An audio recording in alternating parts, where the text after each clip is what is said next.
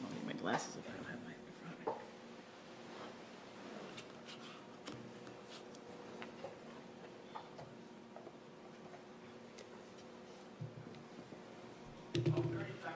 Okay.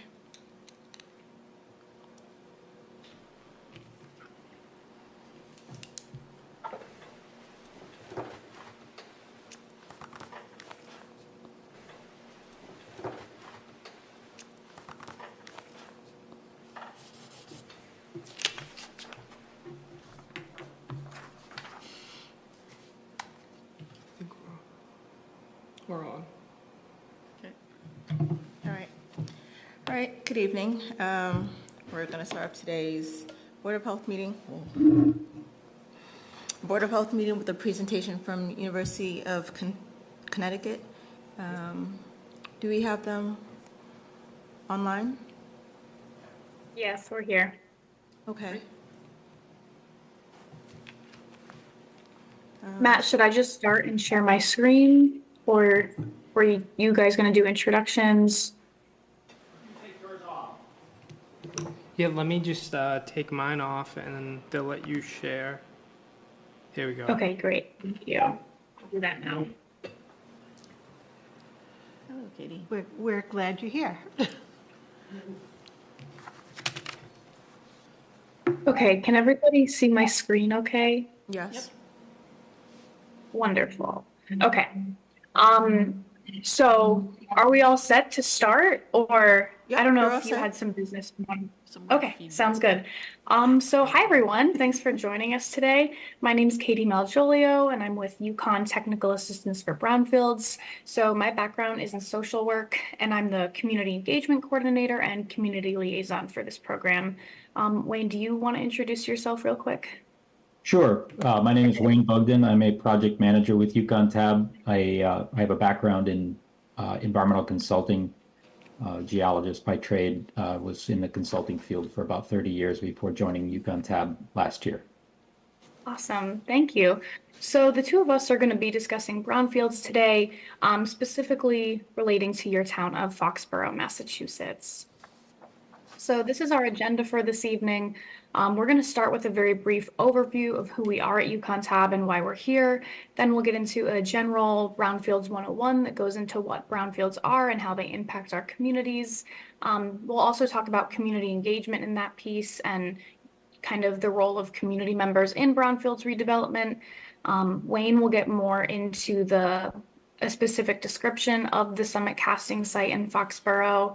And then finally, I'll jump in with some success stories on brownfields redevelopment, featuring some other towns in Massachusetts. Lastly, we'll open it up for questions at the end.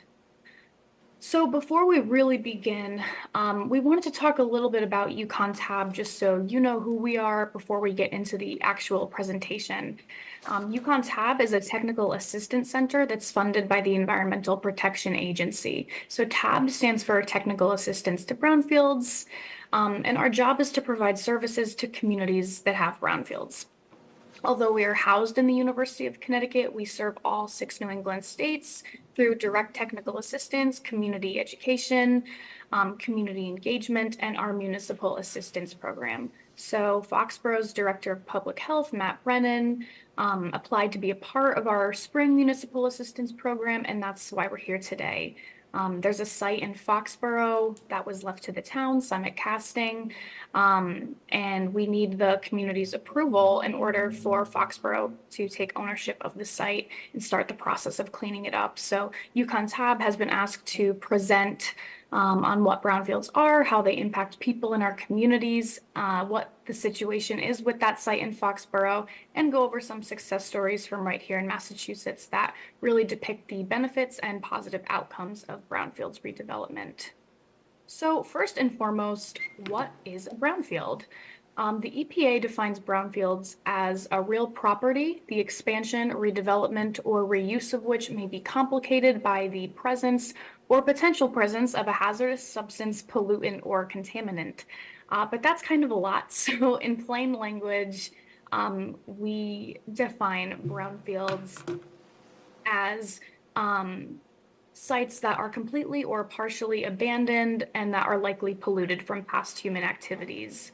So EPA provides the guidance and the definition, but it's communities that actually identify their possible brownfields. These are usually areas that have blight or deterioration. So think abandoned buildings, partially abandoned or underutilized facilities, anywhere with perceived or suspected contamination from past uses, or eyesores. And when we say eyesores, we just mean places that you probably don't want to be looking at when you're in your yard or walking through your neighborhood. So when communities have questions about certain sites or suspicions that certain sites might be brownfields, an environmental site assessment is needed to confirm if there is contamination or not. So environmental site assessments, or ESAs, are conducted by licensed site professionals. So while you can't exactly look at a site and immediately declare that it's contaminated or that it's a brownfield, you can express concerns and talk to your municipal government about getting that site assessed. So here are some examples of what brownfields might look like. Some common ones that we see are abandoned gas stations, abandoned dry cleaners, former industrial facilities, so mills or factories, or vacant lots, especially those with debris or waste. EPA has created the Brownfield and Land Revitalization Program to clean up and redevelop these contaminated properties and to uphold their mission of protecting human health and the environment. So this program is centered around environmental justice and community engagement, and the main goal is to transform sites like these into sustainable, positive resources for the communities in which they're located. There are over 3,000 brownfields in New England, and those are just the ones that have been officially identified. Many remain unlisted or unconfirmed. At UConn Tab, we also have an unofficial inventory of possible brownfield sites in each New England state. And in Massachusetts, there are almost 1,300. Again, these are not necessarily confirmed, but just sites that have the potential to be a brownfield. And we wanted to share these numbers because they help put into perspective this widespread issue. With all of this talk on brownfields, we also need to ask what's not a brownfield. There are a few different pieces of criteria that would disqualify a site from brownfield status. We're not going to go into too much detail here, but if anyone has questions, we'll have time at the end. So please hang on to them and we'll chat in just a little bit. So firstly, even if there is suspected contamination, if a facility is totally active, operational, functioning, it cannot be considered a brownfield. Next, residential buildings, even those with hazardous building materials, usually not brownfields. Superfund sites, which are just heavily contaminated, sites handled by the federal government, not brownfields. So basically, a site cannot be a Superfund and a brownfield at the same time. And then similarly, sites that are under federal jurisdiction, so any properties with the Department of Defense or Department of Energy, would not be brownfields. These are just some common sources of pollution or contamination that we see in brownfield sites, and Wayne's going to go more into the contamination status of the Summit Casting property itself. But in general, some brownfield contamination sources that we see include abandoned chemicals, leaking fuel and solvent tanks, electrical transformers, uncontrolled wastewater disposal, hazardous building materials, specifically hazardous building materials in soil. So that's like urban fill, which is soil mixed with other materials that's used in property development. But these 6 sort of pollutant contaminant categories are ones that are often found in or on brownfield sites. So over long periods of time, brownfields can negatively affect the communities in which they're located. Brownfields can impact human health. The degree of that impact really depends on the contaminants and hazards that are present at the site and how people are interacting with the site itself. Brownfields are also harmful for the overall environment, for our ecosystems, and these sites can stunt economic growth in communities. So sort of putting that bigger picture together, since brownfields are posing possible risks for public health, the environment, and the local economy, it's important to also acknowledge how these sites can damage community well-being and overall community vitality. So there's 3 distinct phases of brownfields redevelopment. That's assessment, cleanup, and the redevelopment itself. So just kind of going through these briefly, during assessment, licensed site professionals or LSPs will complete those environmental site assessments I just mentioned before. And then during these site assessments, the LSPs will conduct sampling, identify sources of contamination, and explore the extent and severity of that contamination. So after assessment, we move into cleanup. Every state has different standards for removing contamination, so this is where all the partners involved in brownfields redevelopment will create a remedial action plan that outlines those standards and the most effective way to clean up the site with methods that, again, protect human health and the environment. And then finally, in redevelopment, we're conducting market analysis, doing due diligence, and exploring how the site can be used and what redevelopment options are feasible and beneficial for the community at large. So this can be housing, commercial, or mixed-use development, green space, the list goes on. But once that's figured out, the team can find a developer and redevelopment begins. And this is something that usually takes place over the span of several years. Usually, brownfields redevelopment is a very long process. So here is the why. Brownfields redevelopment obviously sounds very complicated, so why do we bother? Well, redeveloping your local brownfield sites advances environmental justice and creates safer, healthier places for us to live. Brownfields redevelopment also creates tangible economic growth and brings more revenue into cities and towns. Brownfields redevelopment encourages sustainable and equitable development in neighborhoods that really need that investment and support. And finally, brownfields redevelopment it encourages community empowerment. Community engagement and community involvement are a huge part of brownfields redevelopment. So right now, EPA has a lot of money in brownfields grants, and a very important part of the application process and getting those grants is outlining how community members are going to be involved, engaged, and empowered throughout the redevelopment process. So there are a lot of different partners involved in brownfields redevelopment and site cleanup.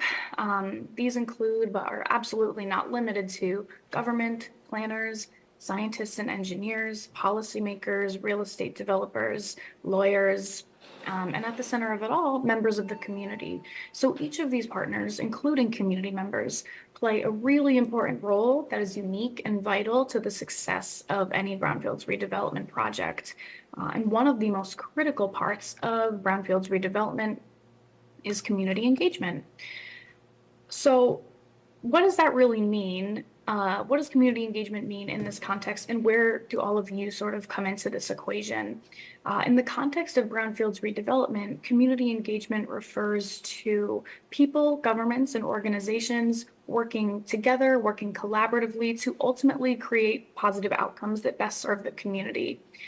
This has a few different parts to it, and it looks a lot different in different communities and with different groups. But there are some key ideas that keep the practice of community engagement grounded and centered towards what really matters.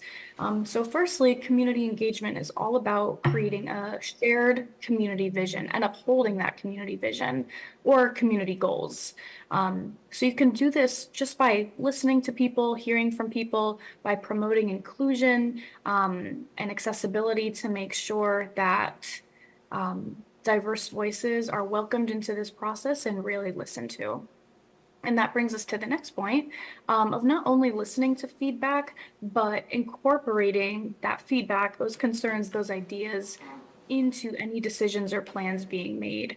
As we've already talked a little bit about, of course, the objective with any community engagement efforts is to create those positive, sustainable outcomes for individuals, for families, for neighborhoods, for our environment. And throughout the process, keeping environmental justice at the forefront is key. EPA defines environmental justice as the fair or just treatment and meaningful involvement of all people, regardless of income, of ability, of racial background. Basically, environmental justice is the idea that all people, regardless of social identity, deserve protection from environmental hazards, and that all people, again, regardless of social identity, deserve access to a clean, healthy, safe environment. So all of that to say, we are doing brownfields work in these redevelopment projects. As we are doing all of it, the well-being of people, of the community, and of the environment are always priority number one. EPA wants to see these projects completed in a way that honors and upholds public health and environmental justice. So to put the ideals of community engagement into a little bit of a more practical perspective, I wanted to share TAB's Community Engagement Seeds Framework, which stands for Stakeholders, Educate, Empower, Disseminate, and Sustainable Outreach. We won't go over every single detail of this, but this framework basically takes you through the process of meaningful community engagement. And just some main ideas from it are reaching a wider, more diverse audience, providing safe spaces for community education, welcoming community members in as key stakeholders and important parts of that decision-making process, making any resources or information widely available, and keeping community engagement strong in the earliest stages of the redevelopment project throughout and afterwards. So some ways that you might see Foxborough doing this and trying to get your input are through surveys, suggestion boxes, mailing lists. Some towns use social media, public meetings like this one. And there's also events more specific to a certain goal. So like focus groups, listening sessions, community vision workshops. There's a lot of different options and possibilities. Community engagement can also take place online or in person. And this meeting we're having now is a great example of that. It's really all about building trust, taking measures to make engagement efforts accessible for everyone. And again, not only receiving feedback, but using and implementing that feedback as plans are being made. So now I think I'm going to turn it over to Wayne to talk a little bit about the summit casting site itself. Great. Thank you, Katie. That was a great introduction and a segue into what I'm going to talk about very briefly. One of the toughest things that we have as educators sometimes is to talk about the technical side of brownfields, the contamination, how it got there, where is it, how do you clean it up, what that might cost, what does it mean. So oh, you moved ahead. Thank you. No worries. I don't mean to rush you. I just wanted you to. No, I was just going to mention the picture was that was on previous was not of the summit castings exactly.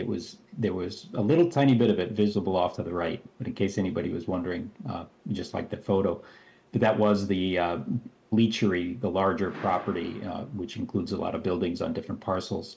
So Summit Castings is at 131 Moore Street and about 3 miles from downtown Foxborough.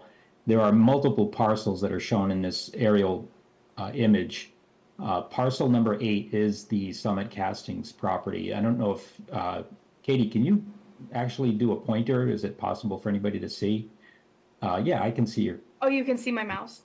Yep. Okay, and cool. So, thank you. Just to orient everybody that, so the bleachery pond or the glue factory pond is to the right. And so the elongated sort of rectangular property is the Summit Castings property. And you can see how it's kind of integrated. There's a whole bunch of buildings. In fact, buildings on parcel 7 and parcel 9 are connected with parcel 8. The pond feeds into through past a dam and underneath the building on the Summit Castings property. So surface water anyway is flowing in this view from right to left, sort of northeast to southwest. That's good for this slide, Katie. Thank you. I like this slide because it kind of gives a timeline to show you the different operations that were happening at the bleachery and at the Summit Castings property in particular, kind of overlaying on top of an aerial view. But so back in the 1800s, I think maybe even before 1890, there were bleachery operations, textile manufacturing operations. That continued until the early 60s. And by 1966, it was definitely had been switched over. This particular part of the property was used for the Summit Castings company, which initially leased the property and then later bought it.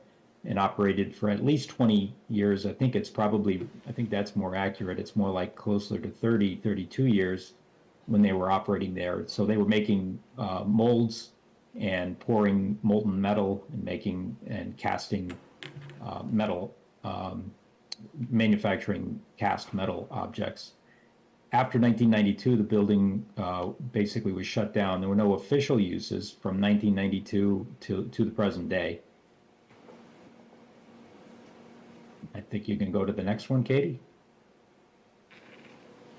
And Rory Kavik, who's the student working on this semester, put together this. I really like it because it's a nice synthesis of everything. And there'll be time, I think, later for some Q&A. But I wanted to just point out a few things in here. Again, an aerial image with the site outlined in yellow, the Summit Castings building. You see again the pond on the right, and you see this dashed blue line that is the approximate location of the sluiceway or the tail race from the dam. That's where water is flowing partly underground through channels and conduits directly under the building and under some other buildings and pavement, and then eventually daylighting off to the southwest. As a result of the sluiceway and the lay of the land, you see the lighter blue above. There's an arrow and it says groundwater flow direction. So essentially, groundwater is flowing sort of southwest across the Summit Castings property, shallow groundwater that is, and it's discharging to the tail race or the sluiceway. As a result of that flow direction, underground storage tanks, and there were two of them, but that were removed back in the 80s up in the northwest corner. I'm not sure the dots are exactly in the right spots, but there were two large, I think they were 20,000 gallon tanks removed in the mid 80s. There was not a lot of soil contamination removed with them, but there was a fair bit of soil contamination. In fact, hundreds of cubic yards were identified as being contaminated with number 2 and number 6 fuel oil. And that groundwater, or that soil contamination led to a groundwater contaminant plume that migrates with the flow direction. And Corey and Rory did a nice job of kind of showing this conceptually, an underground contaminant plume moving with the groundwater to that tail race or that sluiceway. So that's the big.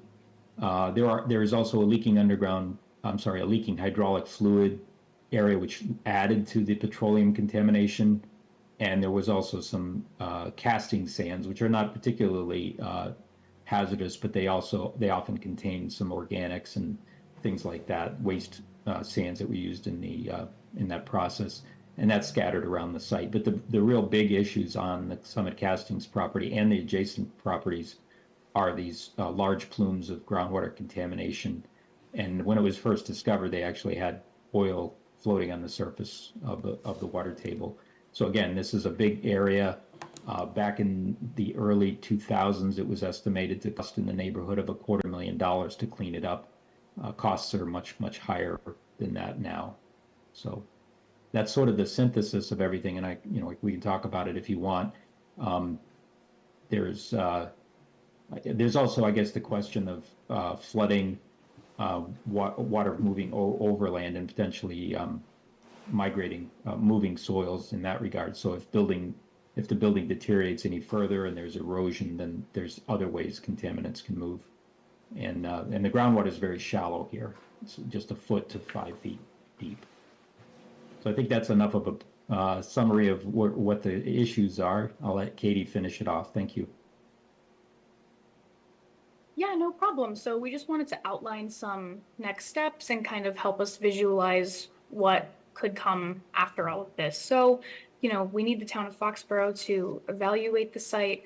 Our goal with this meeting is to kind of help spread awareness and knowledge of why it would be a good thing for the town of Foxborough to acquire the site and be able to assess it and do some cleanup work. Cleaning up the parcel is a really important step to cleaning up the whole entire property. And steps for cleaning up the property would entail completing an updated site assessment, applying for EPA grants, so assessment cleanup funding, and then hiring contractors to perform the cleanup. So if anyone has any questions on that, we can talk about it more at the end, like Wayne said. But yeah, thank you for that overview of the Summit Casting site, Wayne. To help everyone kind of see all the good that can come from brownfields redevelopment, we also want to highlight some success stories, and they're all based in Massachusetts. All sites that were once contaminated, deteriorating brownfields, and have since been transformed into really valuable assets for the communities where they're located, and not too far from you guys in Foxborough. So the first one, Boston, Massachusetts, Bartlett Station. This site was formerly used by the Massachusetts Bay Transportation Authority, or the MBTA, to maintain buses and trains. The maintenance buildings at the site contained asbestos and lead paint, and the soils were contaminated with polychlorinated biphenyls, petroleum, and heavy metals. And all this resulted in really poor air quality for the community, lots of high asthma rates and other health issues. It happens to be a super densely populated area, majority Black and brown population. So the site was a real issue for a long time. Luckily, cleanup took place in 2022, and now there's this beautiful, really beautiful urban mixed-use development with affordable housing, public art and events, markets, shops. It's really a bustling hub that's transformed the community for the better. And the reason that it's met so many community needs and become such a resource for this neighborhood is because of all the community partners that were involved through every step of the process. Now, this is a very large-scale project. We're probably not gonna see a replica of Bartlett Station on the Summit Casting property, but it's still a really great, shining example of what brownfields redevelopment can be, and it's only about an hour from Foxborough if you ever want to go visit. So success story number 2, Lawrence, Massachusetts. We're going to be talking about the Ferris Foundry Park. This site has a really long industrial history with former uses of a metals foundry, a machine shop, a coal distribution facility, a window manufacturing facility, but the site was also ultimately left vacant and contaminated from decades of this industrial activity. So this was another big project, and today the site is a beautiful park with some affordable housing and commercial use as well. What we really wanted to emphasize with this project was, again, the community partners and the community involvement, the community engagement. So in this case, Groundworks Lawrence and Lawrence Community Works are two really strong organizations in the city that spent around 20 years trying to get this site redeveloped. And the efforts were ultimately really successful. This park is now regarded as a community treasure in Lawrence. And the other thing I wanted to emphasize is that the assessment, cleanup, and redevelopment of this smaller site, the Ferris site, was really served as a catalyst. And a really, really important first step to the overall revitalization of the Lawrence Gateway, which is the larger property. So that's a really similar situation to what we're seeing in Foxborough with the Summit Casting site and the former Mansfield Bleachery property. Acquiring that parcel 8 could be the beginning of a really transformative, really important project that protects community health and spurs economic growth. So finally, our third example, the Charles Tartaglia Park in Brockton, Massachusetts. This is another site with a really long industrial history. You'll find a lot of that in New England. But more specifically here, this site was once used as a gas pump filling station, manufacturing, repair shops. Different contaminants like petroleum, hydraulic fluids, and lead were found on the property as a result, again, of that long industrial history. EPA Brownfields program was able to provide funding for this community to engage in assessment and cleanup activities. And today the site is a really nice green space public park used for recreation in a pretty underserved area. So a project of this scale is closer to what would probably be feasible for the Summit Casting site. Brownfields are often turned into green space, into really nice parks for communities, and it is really, really valuable. We get a lot of positive outcomes from that. And then also what I wanted to emphasize here was the way that this community rallied around a certain redevelopment scenario that they wanted to see. You know, they wanted this public park, they wanted green space in an area where there wasn't much of it.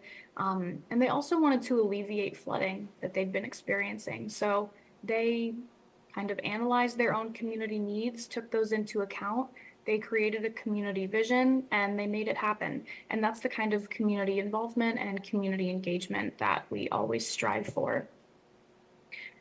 So I know we've thrown a lot of information at you tonight. If you leave with a few key takeaways, let them be this slide.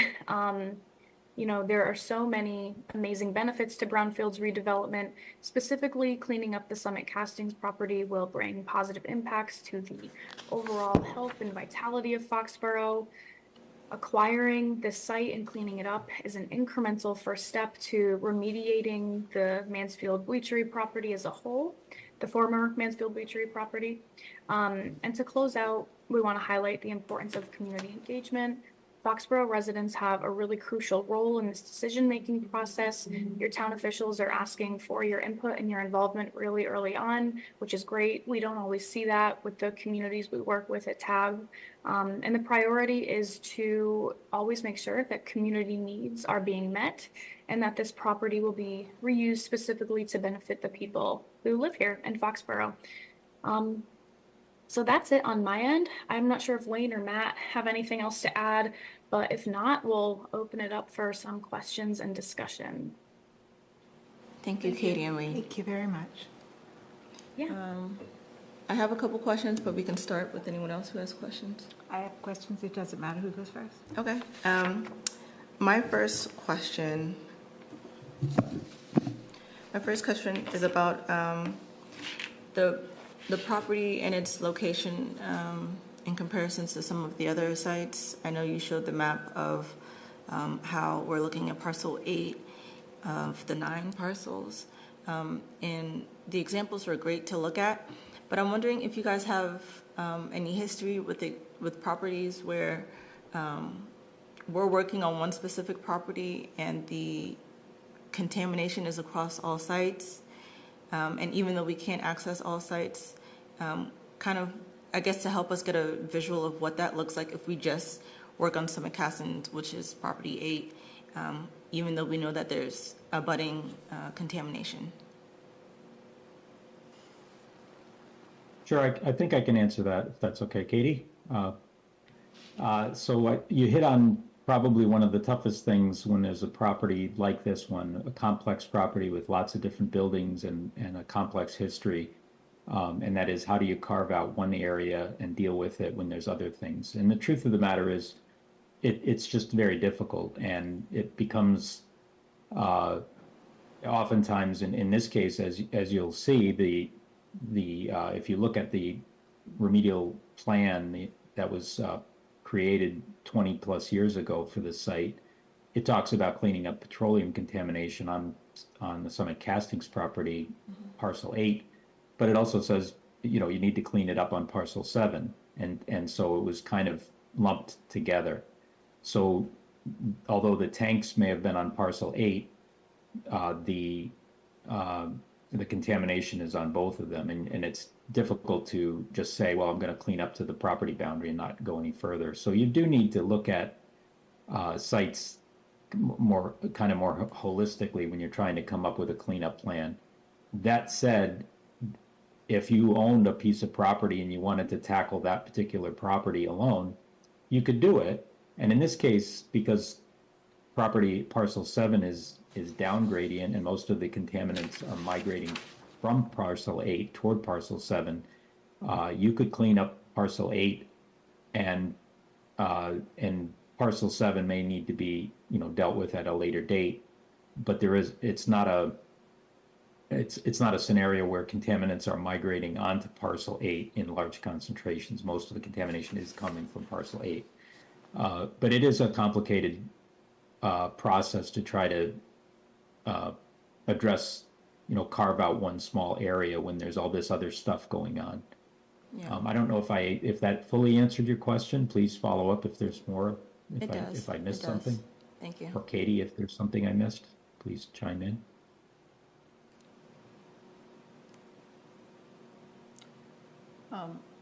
As a follow-up, I had a similar question to Betsy's, unless Robin, you had wanted to go. It was in regards to the abutting properties and their owners aware. Obviously, they are aware of this. they're taken into consideration. They know of the process that's potentially process that's going to happen. Have any of them also perhaps are thinking about also doing an EPA grant or anything like that? Those that aren't active businesses. So as as a municipality, we're eligible for certain brownfield grants. I don't think individual owners as an owner would be able to get those grants. But the Mass DEP has contacted each individual owner and is trying to work out the details of each site and what they're responsible for. And there's enforcement action that they can do. Correct. Okay. Okay, I have a couple of questions, and I'm going to work backwards from your presentation. I just wanted to know if all your success stories that you showed us today, which were very good, did the city or town acquire the site before any of the cleanup and revitalization happened? Yes, I mean, I think Wayne could probably speak more to this, but I believe the site has to own the town has to own the site before any sort of redevelopment actions can occur. Well, it could happen privately, but this was all municipality driven? Yes. The big sites like this are often end up becoming a public-private partnership where the community gets involved and may own a property for a period of time. One of the things that EPA likes to see is that their money is being leveraged with private funds. So if the EPA is going to give a grant for cleanup, for example, for a property that's owned by a town, it's nice to have some viable developer kind of waiting in the wings to do something that the town wants to see built there. The reuse plan, they like to see the whole story kind of laid out. EPA, that is. Or the town could be the developer, correct? Like they can use it for municipal purposes. Yes, that's true. And I think Katie gave that example of the park in Lawrence is a perfect example, and it doesn't have to be a park. There have been brownfield sites that were in private hands that were abandoned, that towns and cities have taken over and used them for all different sorts of things, everything from housing to public buildings, to relocating a town hall or a public works facility or what have you. So yeah, you've got a lot of possibilities there. The private redevelopment is just one. Correct. One Okay. possibility. And then the second question is just for everybody to get perspective on this. What is the size of the acreage of the success stories compared to the Brownsfield site in Foxborough?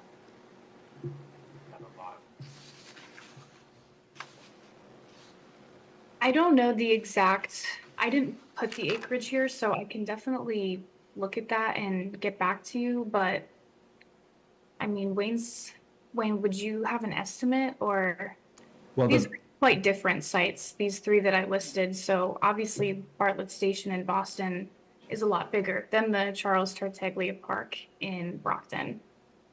right. I've seen projects, successful projects that are smaller than this and larger than this. This property, the Summit Castings property alone is about 1.7 acres. But obviously it's part of a much larger property with multiple parcels.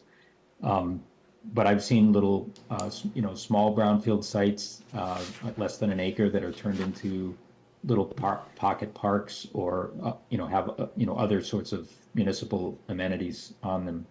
So there isn't really like a one size, optimal size for a brownfield redevelopment project. If you can, if your reuse plan can fit there, then it will, and you can clean it up. You can make it work. And EPA doesn't have any preconceived ideas of acreage. They do look at acreage, but they're looking more to see what the community impact is going to be. How is it going to benefit the community? Okay, So that's good sometimes to know. they can be incredibly small. I've seen ones that are brownfield sites that are 1/10 of an acre, a tiny little old gas station or a dry cleaner or something like that. And you said that it's three parts to the project. Is the assessment, the cleanup, and the redevelopment. The assessment part, we've done assessment. How much more and what assessment has to be done, and does that also entail estimates on costs for cleanup? So at this point, I think because the cleanup plan that was put in place is pretty old, it's a bit outdated. Typically, when you've got an outdated plan, and the first thing you do is look at it and see has anything changed substantially.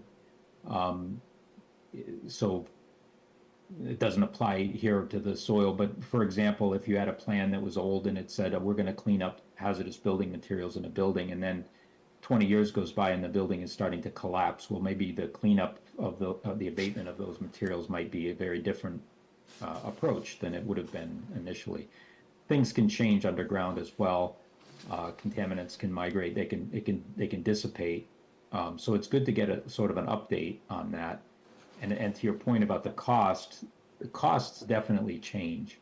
And some of that's to do with, in some cases, it's just because costs go up. There's also been the possibility of cost savings because technologies have improved. There are things that weren't available 20 or 25 years ago in terms of cleanup, mechanisms of cleanup that, and even institutional controls and things like that. If you've heard of, Massachusetts has activity and use limitations, there might be ways of basically rendering the contaminants to take away their risk without actually hauling it all away. Many years ago, when you had petroleum contamination, everybody looked at it with the same lens and said, well, we're going to haul this away to a landfill or potentially to a recycling or treatment facility or something like that. But now we've realized that some contaminants can be dealt with on site. So it's a good idea that an assessment be done to update where the understanding of the distribution and severity of the contamination, and also take a look at it, with current technologies and current costs, so you know what you're dealing with.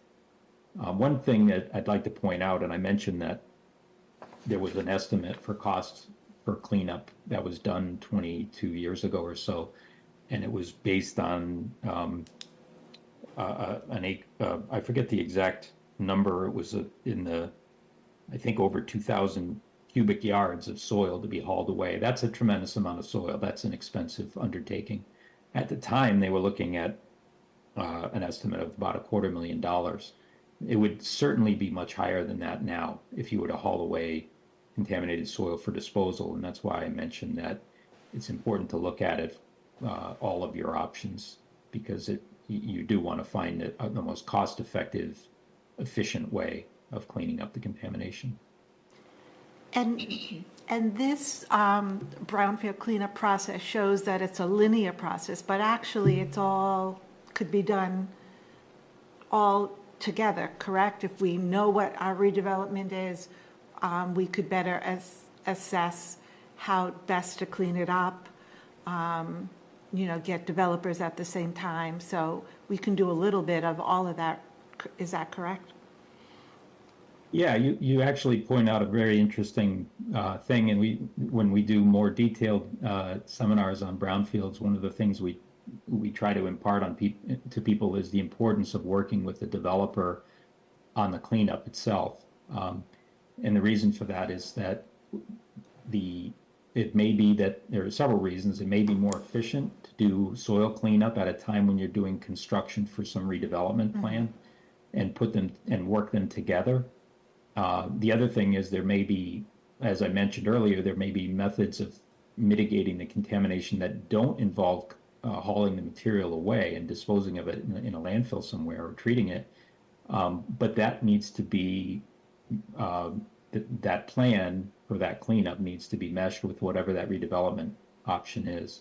So I think it's partly linear in that the assessment will come first. I think you're going to want to get some answers to update your understanding of the distribution of contamination and the potential costs and methods of cleanup. But the second part's the cleanup and redevelopment. Yes, they definitely could be potentially could be merged into a single plan. And these are the kind of things that EPA, when you go after a grant, these are one of the things they like to see, that you've got a redeveloper, a redevelopment plan that's viable. And if you're actually going to piggyback it with the cleanup and there's resulting cost savings, they love to see that. So that's a very good point. I'm glad you asked that. Okay, and then finally, for right now at least, the important part, I think now, is for the town to consider ownership, but we have to make the town feel comfortable, the community feel comfortable about not being liable for some costs or future risks. So how does that work? So typically, if you typically you want to know as much as you can about a site before you take title to it. The town's attorneys will tell you this, and anyone who's involved with brownfields will say, don't acquire the property until you know what you're getting. It's like anything else, a buyer beware sort of thing. So I would say that some limited assessment to give you to fill in the data gaps and update your cost estimates and what the cleanup plan might look like would be, that should certainly come first before the acquisition. If the town is going to acquire this through, foreclosure of liens or things like that, you won't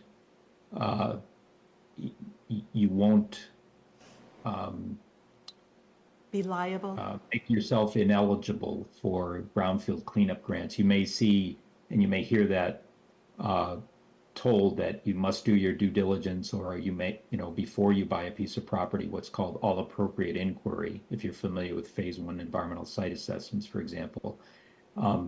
That's true in some instances, but because you're a municipality and your acquisition would be via foreclosure, that's a method of acquisition that is exempt from that. So you would still be eligible for all of those grants. That said, you still don't want to acquire it until you really have a good handle on what your game plan is going to be and what that might cost and what your liabilities might be down the road. Hey, Wayne. Thank you very much. sorry. Appreciate it. Sure. I just had a follow-up question to the assessments comments. About how long, let's say if we started today or in a couple months, for the people at home to know, about how long is a typical assessment that as a town we would need to do? How long would that take before we can get to the point where we want to have a cleanup and have a redevelopment?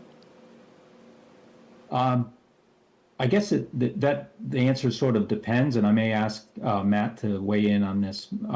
Matt, what would be the mechanism to pay for an assessment like that, if you could postulate? I would say if we wanted to pay for it, it would be something that we would have to put in the health department budget or bring to the select board and get approval, to do it and then move forward in Or that go to manner. town meeting for funds, capital. We couldn't go to this town meeting because the warrant's closed, Yeah. but we could go to a future one. I asked that question because the answer, as I said, it depends somewhat, because if the town, if any entity wanted to just embark on this, you could go out to bid, or, as quickly as you could go out to bid for professional services, you could get somebody on board and do the work. However, if the funding isn't in place to do such an assessment and you wanted to look to other sources, whether it might be to the regional planning agency, and Katie, correct me if I'm wrong, are you in the Old Colony district? What is the planning? You're not in Are Old there Colony, grants right? for assessment if we don't own the property? That And was my I question. can speak a little bit about this as well. So we have talked to, I think it's Mass Development, and there are funds available, there are grants available. There are either grants available to us beforehand or after to make this property site ready.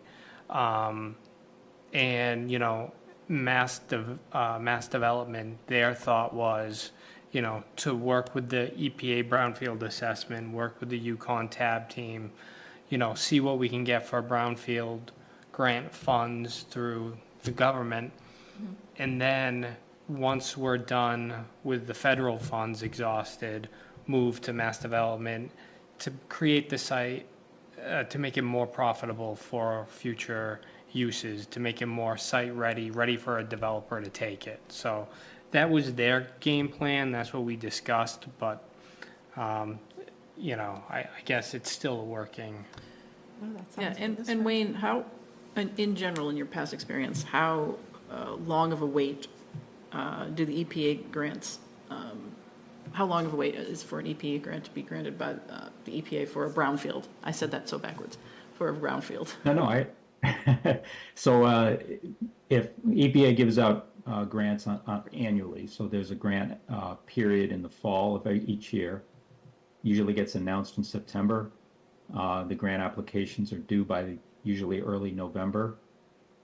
They make announcements in right around May. So for fiscal year 2024, we're looking for announcements in the next few weeks. If you were to apply this fall for a grant, you wouldn't hear about it until May of 2025. The monies wouldn't be available at the earliest until October of 2025. Okay.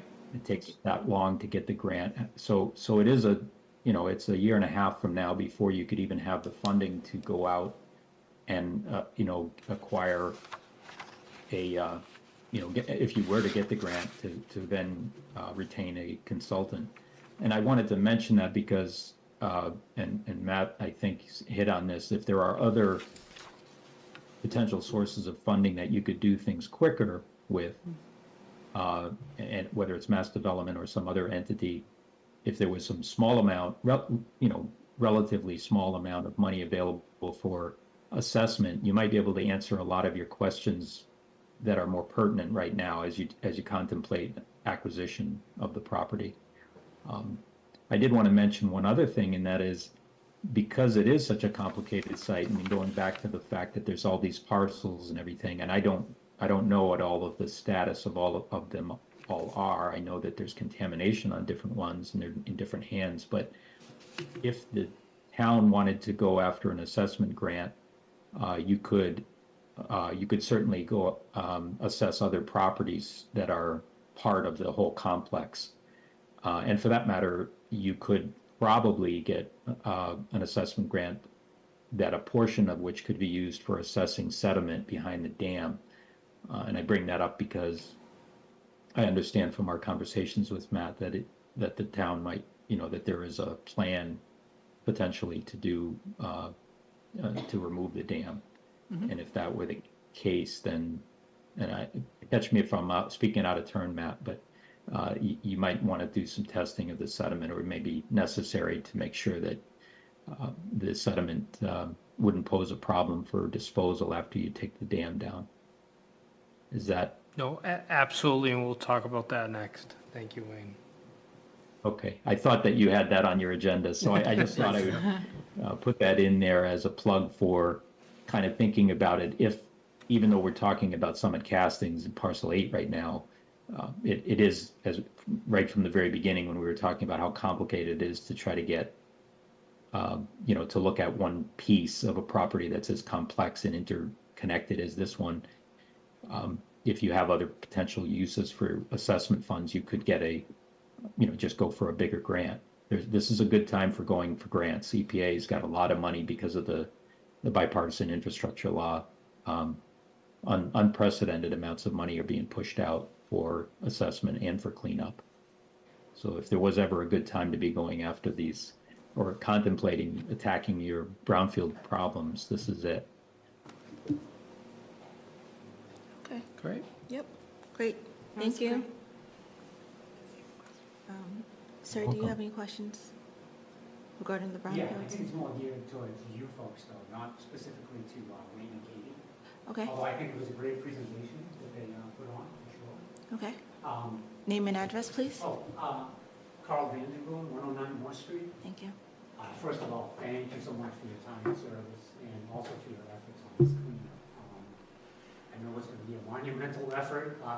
We've kind of, Wayne laid out the groundwork of, I think he said 22 years on the onset of, identifying, going through the assessment, and ultimately the cleanup and then the revitalization. I hope that's not that time frame for this one, but understood if it is. It is a very complex site. Just a couple questions, if you don't mind.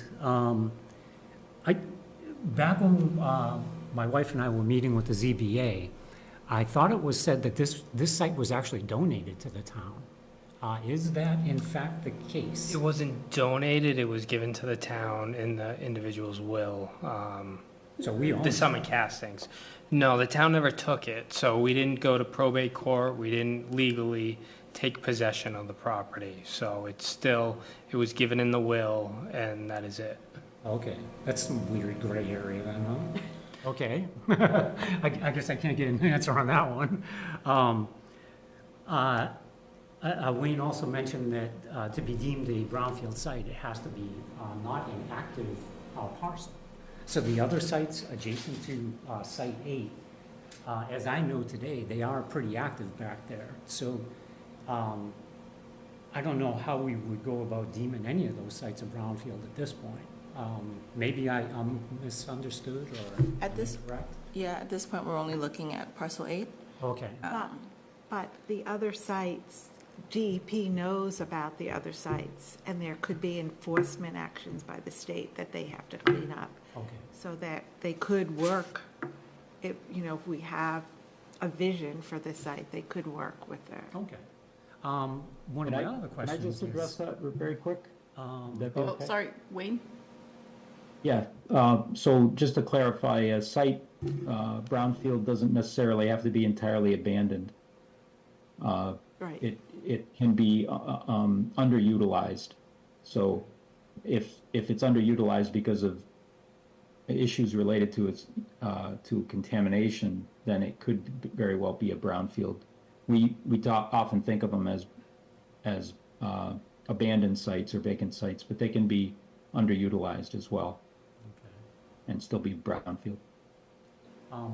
In addition to the site cleanup at Site 8, would any of the industrial waste that sits on the conservation land, which is north of parcel 6 and 8, would any of that be included with the cleanup as well? So I guess it would, Part of the assessment, maybe? yeah, it'd be part of the assessment to find out, where the contamination is. And once we do that assessment, I think things will be clearer. Yeah. So we would know. Okay. I think I'm almost done. That's okay. I love the idea of the revitalization and turning Site 8 into a green space.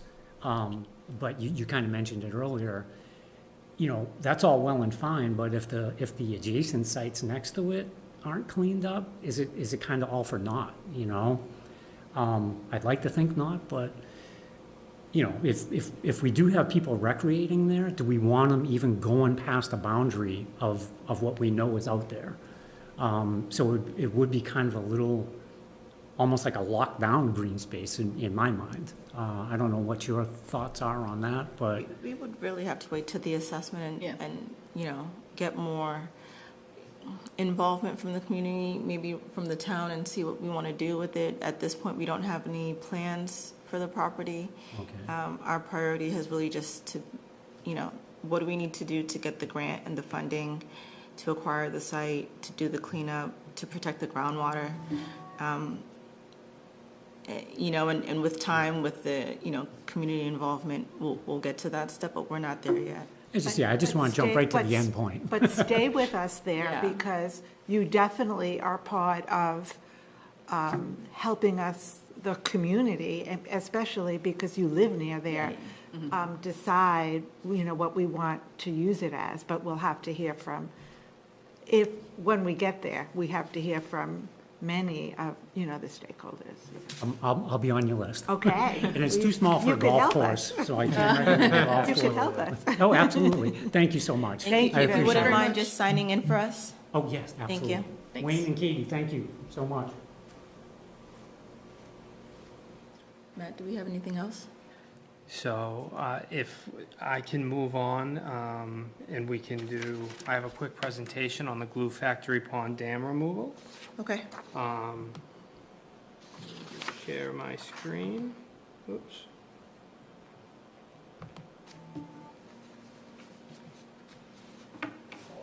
Oh, yeah, I'm disabled. So, Matt, just before you move on to that. Sure. Can you just tell us what the next steps for us and you to do on this project? So our next steps on this project is really, one thing is to see if we can do that assessment, that phase one, get pricing for it, maybe ask the town if, it's something, the select board that we could fund through our budget or however way. So we know exactly, just like Wayne said, what we're getting into. And then two,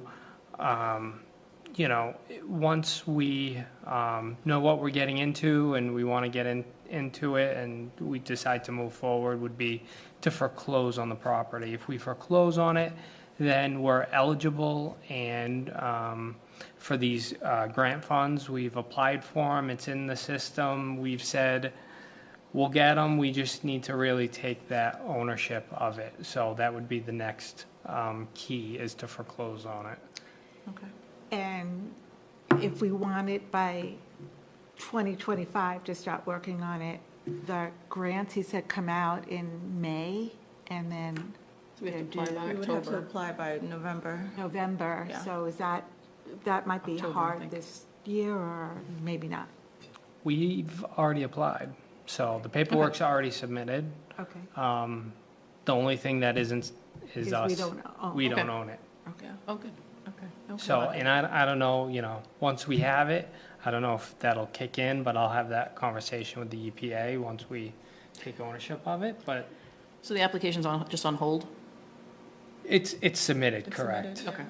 And to take ownership of a site like that, do we have to go to town meeting for that, or just go through the selectmen, or do you know what that So if we process is? take ownership other than the foreclosure, I think foreclosure, because it's on taxes, unless our intention was to flip it, I don't think that would have to go. We'd kind of be like a pass-through. Okay, But if we were going to take it like as a park, or some town space, that would have to go through the select board. Okay, got it. Thank you. thank you. So now I'm going to talk briefly about the Glue Factory Pond Dam removal project. This is something that, the town has kind of alluded to. We've talked about it a couple times. Well, we really didn't have anything to show the public. And as Yukon Tab said, this is our educate and really get out there to discuss this with the community and engage. So basically what we have is, sorry, as I move.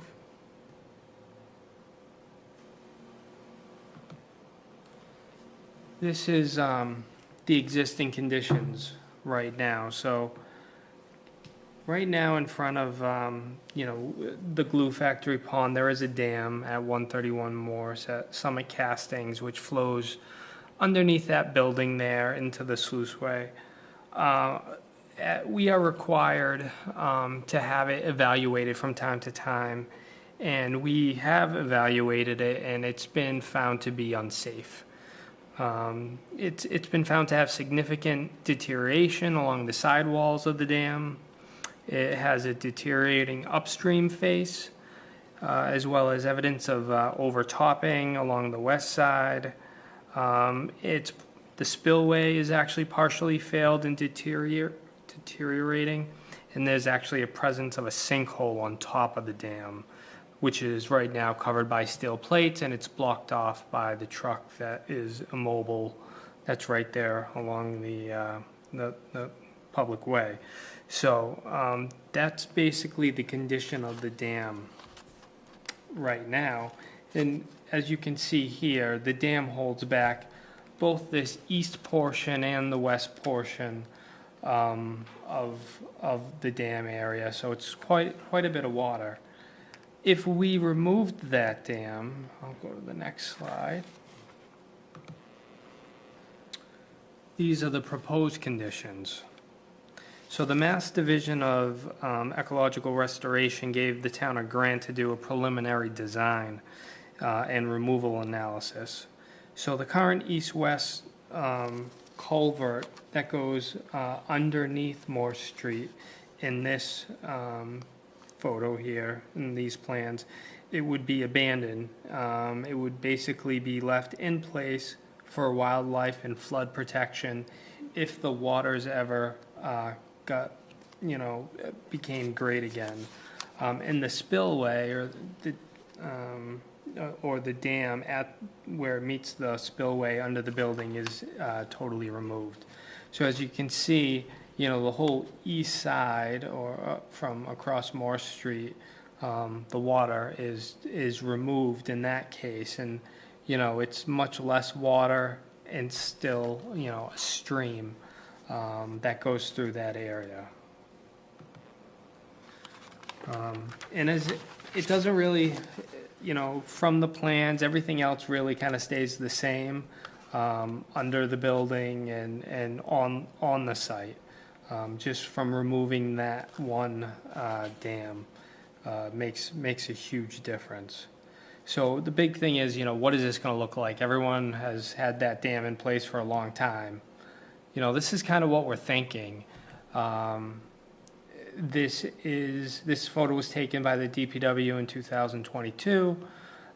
This, I believe, this is kind of looking at 119 Morse from the site and upstream of the Rumford River. As you can see, it's much smaller and just basically a small stream. And here's a photo of looking at the Summit Casting site. So as you can see, a lot less water than we have currently. Oops.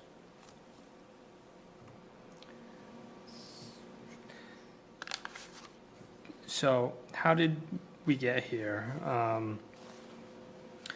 So the dam is, we've evaluated the dam. It's been found to be unsafe, and it's partially owned by the town. Replacement of the dam is a drain on the town's resources. It would be, right now, at least over, we think to be $1 million or so. And we would have to do it again eventually. So it would be quite a bit of money. It actually disrupts the natural stream flow, and it creates an additional risk to residents just having that dam.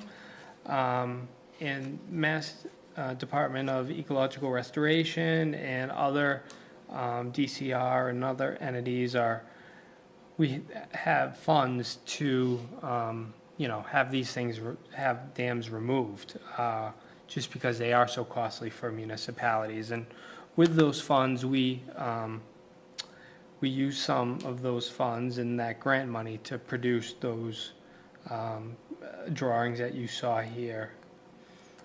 Also, final design plans are actually currently being created by the Pear Corp, and the town intends to seek additional grant funding to perform the dam removal project, which we wouldn't be eligible for if these to repair the dam.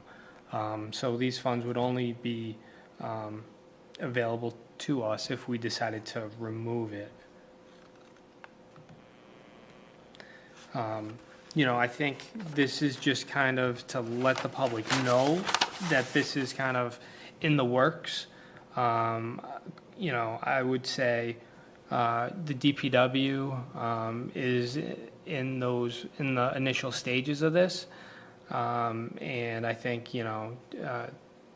there'll be more questions, but this is just the initial engagement and education of what the town's thinking to do, what they want to do, and what's best for the community. And Matt, what would be the downside of removing the dam? So the downside from removing the dam, so aesthetically, it's going to be different. But I think, as Wayne said, there may be some risk of sediment contamination, but at the same time, that's upstream of most of the contamination. So, it would be minimal, we think. So, So just aesthetics? so really it would be aesthetically. What So about that- for, 100-year flood And weather? And I have Chris Gallagher's online, and I don't know if Chris wants to chime in. Hi, Chris. Hi, Chris. Evening. Uh, Yeah, so I mean, like Matt said, really it's an aesthetics thing. You lose that larger pond area when you remove that spillway. It reduces the elevation going under the building. Really, it's on our side. It's all pros for removing that spillway and removing that dam. It really becomes an ongoing nuisance for us, not only financially but liability-wise, to keep that dam in place. We actually, in that initial assessment that we had done, that came up with those drawings that Matt had presented just a couple minutes ago, we did some soil analysis over there too. So the analysis showed that if we were to remove that spillway, as far as contaminated soils go, as far as what we looked at, there was nothing in that area that we were concerned about, or the engineering firm was concerned about. So it really is just a aesthetics look that's gonna be different. And given the order of this might be the dams removed first, right? Looking at the timeline now, we would say that the dam's probably going to, this is going to happen first. And then theoretically, the assessment would follow that we would look into further groundwater issues, sediment issues. Or can those two things be done concurrently? Yeah, can that be done? Yeah, absolutely. To be honest,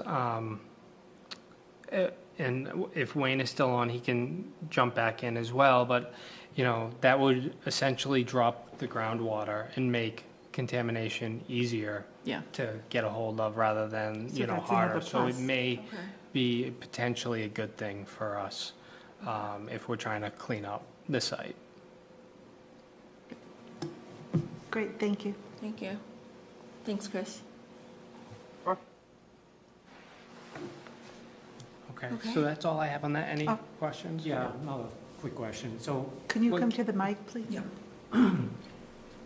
as I understand it, the east side of Moore Street would more or less just be empty.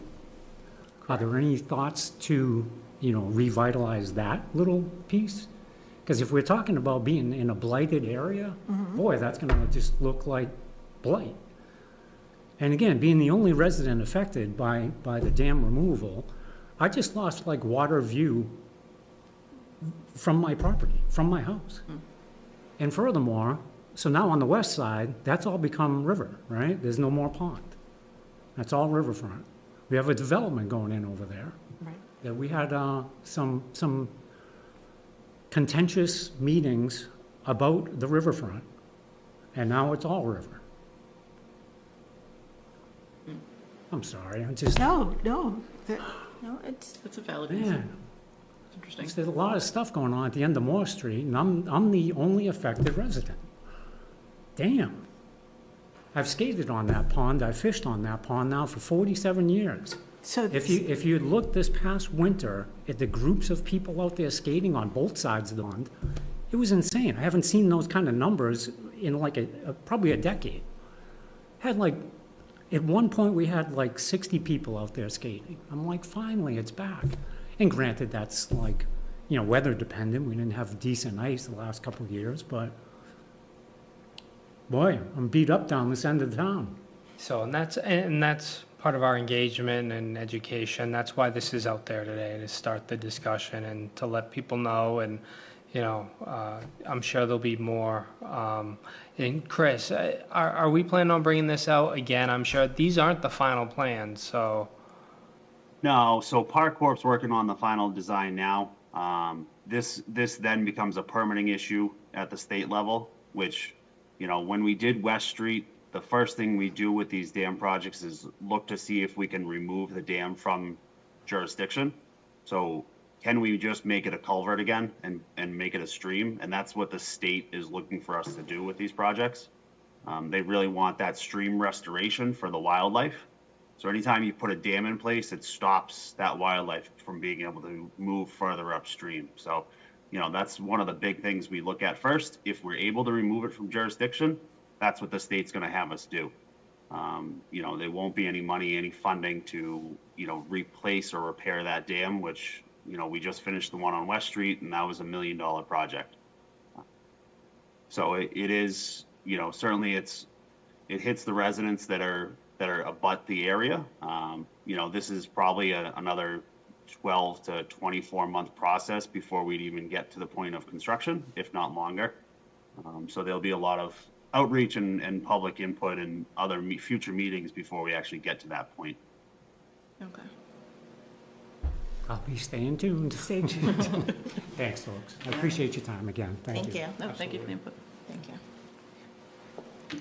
All right. Are we done with summer castings, the dam? Unless you have any other questions or, No? no, we're good? Okay, Yep. we'll move on. Thank you, Katie. Thank you, Chris. Thank you, Thank you very Wayne. much. Thank you. All right, so we're gonna go on to. Bye-bye. Thank you very Thank you much. for coming. All right, so we're moving on, a little late, to department updates, and we're gonna start with Oliver Mint.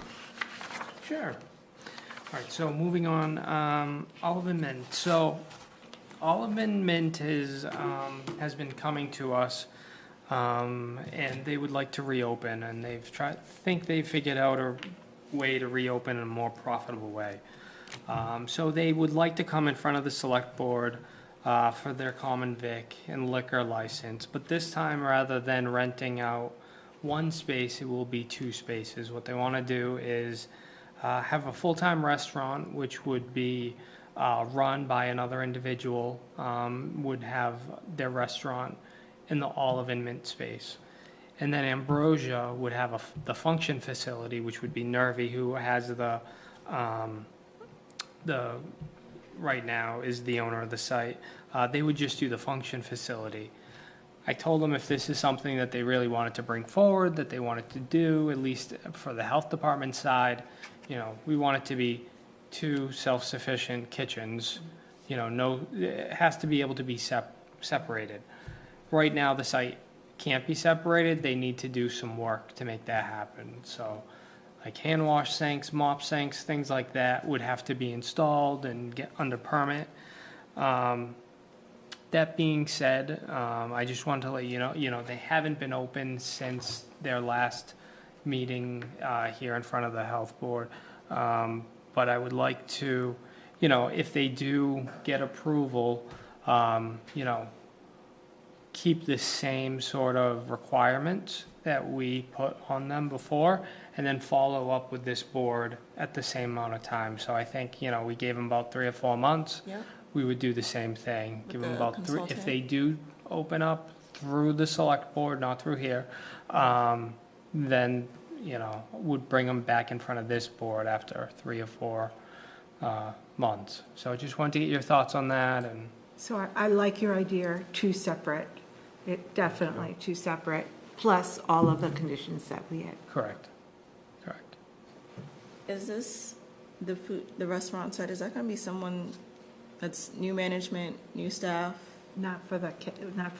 Correct, Fully total new owner. Oh, they're new gonna- owner too. I thought it'd be, so. No. Well, management not too, owner of new the property, but owner Of of the the restaurant. restaurant. Got it, yep. They're But gonna have not to the get their own events. alcohol license, their own common vic. So we're their looking own at this like it's a everything. new restaurant in town. But not the event part of it. Not the event part, And the event part, that's still gonna be the same? yes, but it would Family. be in a different kitchen, totally run by different people. There'll be definitive lines, so they Okay. won't share anything. Okay. We'll see what they can do. Right, that's interesting. So let's see, next, Rolling- Rolling Stogies. Stogies. I just wanted to let you know that fine was paid. Okay. So that was a cigar shop that just came to a event here in town that was selling tobacco without a license. So that fine was paid. That is case closed on that. Can I go back to Oliver Mint for just Yeah, a second? oh, absolutely. Are they up to date on their taxes and anything else? Is there anything that's stopping us from So looking at that their would be, plan? I believe they're up to date, but it's, I can't say that for sure. But Yeah, at check the with the last select board. time I knew, they were up to date. Okay, I mean, that's my only concern is I don't want to start recommitting to anything if they're not up to date. Right, absolutely. I wouldn't be able to issue the permit if they weren't up to date. Okay. All right, we can then go on. I think we're doing the shared services update. So for shared services update, so we are hiring. We were able with the grant money to get out a community health nursing position. Oh, great. It is, it's on the website right now. I do have the job posting here, but basically, we're seeking a nurse that would serve the towns of Easton, Foxborough, Mansfield, Norton, Plainville, and Sharon. And basically, promote healthy lifestyle, living conditions, conduct health-related outreach, facilitate social service, support patients to access to care, assist with key aspects to patient care, barriers, identify potential solutions to those barriers, finding medical assistance, housing assistance, food access, SNAP benefits, as well as, assisting with tuberculosis, diabetes, heart disease, foodborne illness, respiratory illness, and end-of-life care, and working with all our stakeholders here in town. So, Will they help with camps? absolutely. What was the question? We will. Camp? Will they help with camps? Camps. Oh, okay. We will absolutely have them help with our camps and look at medical records and all that other things, and integrate that nurse within our community. How are you going to divide this person with all the communities? Have you figured that out yet? So that is a hard part, and each town probably will have a different amount of use for this individual. Sharon has their department head is a public health nurse. So they would have, less need for this. So it is based on each town's need.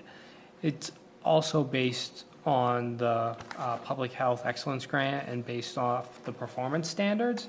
And currently, most of the communities right now, we don't meet the performance standards because we don't have nurses. A lot of us have the EMTs and that sort of system. This would allow us to start being able to meet those standards. Does the public health nurse in the fire department count as in the performance standards? I don't know. They are in the performance, we did put them down, but because they're not out of our budget, I don't think they are part of the, Yeah, I'm not sure they count, just I don't based on think one of they the do. meetings that I went to. But So- they do some of the work that. Yeah. But I Correct. don't think it counts for, like, when we do our assessment with DPH. Interesting. That's Yeah. another way in the future for us that, because we could lose grant money if we don't comply eventually to that. That's something to standard. think of, yeah. Yeah.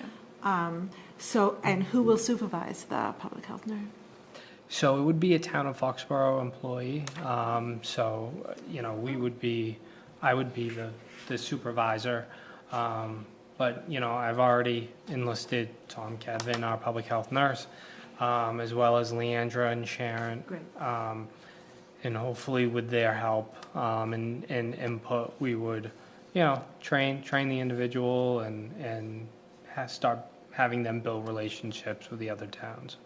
Given as part of the PH grant, though, you said you're not sure how the towns would be utilizing it, and they're all accepting or willing to have it be under Foxborough's initial jurisdiction? Well, that's part of the grant. Yeah, that's part of the Correct. grant. And we Foxborough's the voted, lead agency. We're the in lead grant. agency, so that's where. we voted on this, we all agreed, so this was a mutual decision. Okay. Mansfield has a similar structure to us, so does Easton. Norton does have a part-time public health nurse, but they actually lost that individual and they're looking to hire. So right now Sharon is the only one that has a full-time public health nurse within the department. Even though we do have a public health nurse, it's within another department. Okay. And so do we have any leads on who to hire, like, because there's, We received one resume. It just posted Okay. last week, so I just know we're that still everybody's early. looking for public health nurses, so I'm Right. hoping, okay. So, Well, I I'll keep mean, my fingers crossed. yeah, my fingers are crossed too. And, as they come up, and we'll, let the board members know if you'd like to sit in on a few of the interviews, we'll try that. And, we'll have some of the other nurses and other communities participate as well, because it's a group decision. Yeah. Okay, All right? yeah. Good news. Good luck. So moving on to the summer internship opioid settlement fund technical assistance. So one of the things that I've been working on is the opioids survey. And I was introduced to a wonderful individual from Walpole. He is a UMass Amherst student, 4.0 grade point average, master's. Seems like a good kid, and he, needs a practicum. And this sounds like, perfect for him. MPH practicum? Yeah. Okay. So basically, what I'm envisioning is having him take our opioid settlement information and the funds that we receive from the town and kind of create a PowerPoint presentation for you and review, the money that we're getting, the current opioid data that the town has, and then to interpret the survey results. So we're currently out there trying to get surveys from individuals and kind of put that all together in one sort of presentation to the board. And then part two would kind of have him help sit in the policy and programming meetings to kind of document that final policy that the town makes and how we're going to use the funds, and create a document that outlines, this was the results, this was, what we decided, here's where it fits into the survey and all that. Awesome. Okay. We're excited, and he's ready to go in May. We're going to use we have consultant funds, so we'll help offset this internship with some amount of funds. Does MHOA have a intern program that they can give funds to? They do, but this isn't part of Okay, that program. Yeah, that's exciting. it is exciting. Yeah. Yeah. It's good. So Is he going to be with us the whole summer, or? yeah, once a week Okay. for the summer. Okay. And we'll try to. He said he wants to work in local public health, so it'll be good for him. And while he's on site, we may bring him out to do a couple things and just to show him what Show we him do. around. Yeah. Yeah. That'd be nice. Yep. All right. So that's, What is the current return rate of the surveys? Since we're being broadcast now, maybe we can get the word out. so we just Shameless plug. we just Yeah, shameless plug, fill in those surveys. we have in the 20s. Okay, come on down. So we have I don't know where the 100. camera is, come on. We have 100 gift certificates to give out. We did reap the Maura, our new communications person, did put that back out. So that spurred on a couple more people to I saw it on, participate. So So social you're right, media. it is, can you tell people how they could participate then? Yeah. So if you go online to the town of Foxborough, if you go to the health department webpage, you'll find a link to the survey. It's a short survey, just ask residents basically, what do you want us to do with the funds that we receive due to the opioid settlements from the Attorney General's office?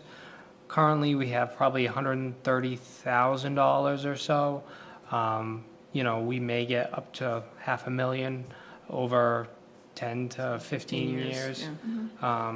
So, we're looking for that information from the community, and, we have, an allowable expense was to give people gift cards in order to participate. So if people at home want to participate and come into town hall and get a gift card, they are more than welcome. And we look forward to seeing you. Yeah, I'm hoping that more people do fill out the survey. We learned at this weekend's meeting that we absolutely have to listen to what the town has to say about this and follow up in a report, an annual report on how we're spending the money. So we can't just spend it on anything. Right. We really have to spend it where the town wants, which is good. And then we have to report back to the state to make sure that we are in compliance. I think as of right now, less than 5% of all money across the state has actually been spent in towns, which is interesting. So we're trying to not beat that statistic and really do good. But the good thing about waiting the way we did, I guess, is because you're getting this feedback and making sure that it's going to the greatest need and those need, and not being redistributed to any other kind of. That's one of the reasons. And one of the reasons is because when the money was given to us, it goes right into free cash. And then we have to appropriate it at town meeting. And we haven't had a town meeting to appropriate it yet. So this town meeting, we can appropriate those funds and it'll be ready to use. So right now, the town has it, but it's not in a place that we can spend it. It's just lumped together in free cash. And once we vote that and we'll have access to it, we can do more. So is it not coming in a, I don't know if I'm going to recall the details properly, but is it not coming into a specific account? It is now, but Okay. that is only because of the governor's new budget. Yep. So once the governor's new budget, funds started going into an account. So that's where these gift cards came from. We have a very small amount So to anything use. prior to that is just in free cash? Okay, so we're just going to Correct. bring that in. Okay. Is there any risk of any vote being against, for this to go not before the opioid recovery or the use for the, It's, because from the town? then we'd have to give all the money back. Yeah, we have, Okay. I mean, Just make the it, way again, I- we're on, so let people understand Yeah, that. So- no, I mean, it's free money. We just have to, we have to do what the people want. We have to take community input and create a program based on community input. And we're doing that. So Matt, in the survey, are there suggestions of how we could spend the money so people have ideas like There's some simple yes and coaches for no. people in recovery, helping families of people that are in recovery, Correct. Narcan stations in town? Do we have examples that people? Yeah, so I mean, there's broad examples, and then we do narrow it down. So one of the things it says is, would you want us to do more Narcan training and have Narcan available to the public? Another thing is, would you want to see more education in the schools, or would you want more resources for first responders? So it does ask those individual questions, as well as there's some broad topics. And it has a few word boxes in there. So if you want to be really specific and, whatever you want, you can say that as well. So I think we do a good job, and we're getting a lot of good feedback from it.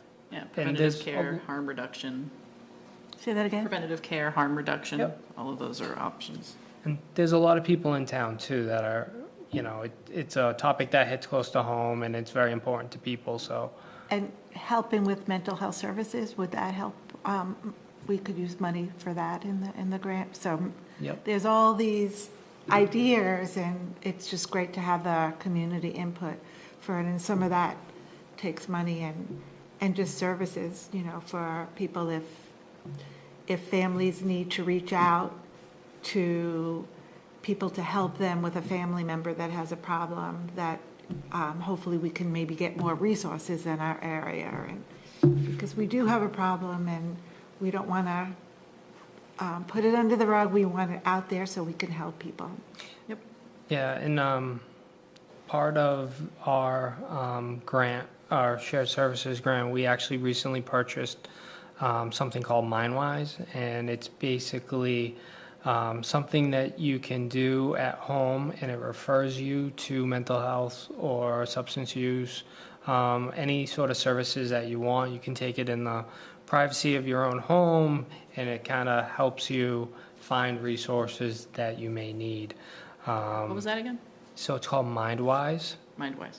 Yeah, and I did get it out to the schools and ourselves. I don't know if we have a dedicated link for it, but we're working on getting that up onto our website. And maybe we can use some of that money for publicity so that Right. people have we have posters around, because sometimes people need that information when they need it, not, not Absolutely. one time, but Right. yeah. Correct. Great, great things. Good segue into the next topic. Yep, and then the next topic. So this was brought up, the Rotary Club reached out to me, as well as the Safe Coalition. They would like, the Rotary Service Day is coming up. It's May 18th. And what they'd like to do this year is to do kind of a community Narcan training event. So we booked a room at the Public Safety Building, the McGinty Room, and they'll have trainers on site that be able to train you on how to use Narcan if you need it, and then you'll be able to walk away with it for free. So anyone can come if you think you need it. You can come Saturday, May 18th, 1 o'clock at the Public Safety Building in the McGinty Room. And again, they'll train you on how to use it, and then you'll walk away with the Narcan nasal spray free of charge. So if anyone's out there and they want to participate, feel free. We'd love to have you. Is there an age limit to who can show up? So I don't think there's an age limit on who can show up. I don't know if they'll be able to get the Narcan if you're underage, but any adult who shows up will be able to get the Narcan. And is this limited to Foxborough residents only? No, anyone can attend. Okay. Okay. And that's all I have. Nice poster on it, too. Yeah. All right.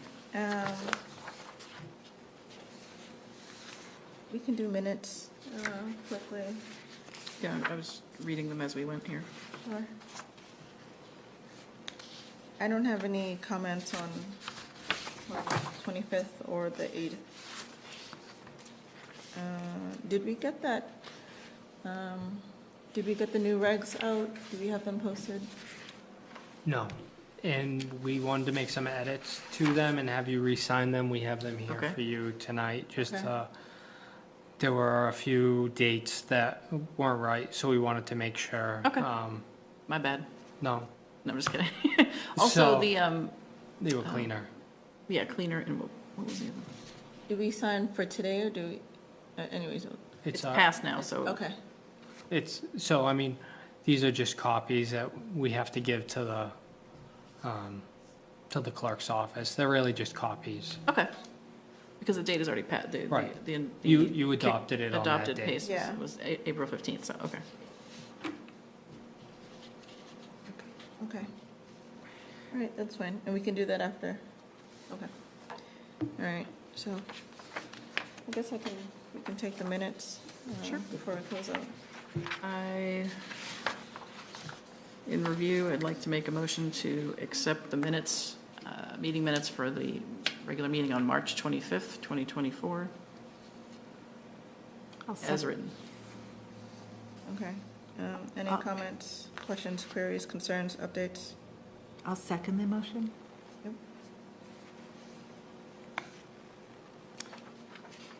I took a brief look. I think it's fine. There are some topics on here I think we can revisit some next time, but for these minutes, I'm okay. Okay. I'll take a vote then. How do we vote? Aye? Aye. I'll abstain. Correct.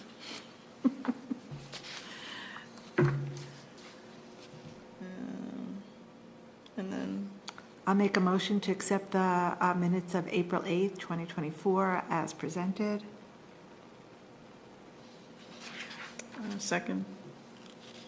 Okay. Any comments, questions, queries, updates? Just gonna double check one thing. They look fine to me. I didn't have anything else. I just want to make sure I'm not missing anything.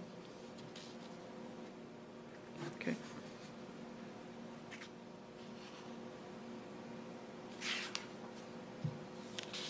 I vote aye. Oh. Okay, are we ready to vote?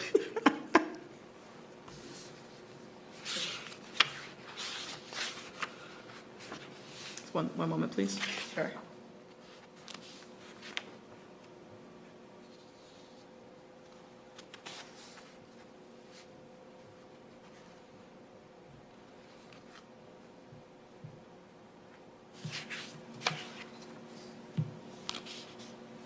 Okay. All right, how do we vote? Aye. Aye. Aye. Thank you. All right, and then the last one.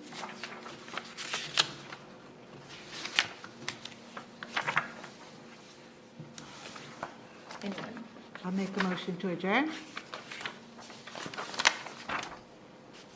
Second. All right. I like the suspense. All right, how do you vote? Aye. Thank you. Aye. Thank you. Good night. Thank you. Good meeting. Great.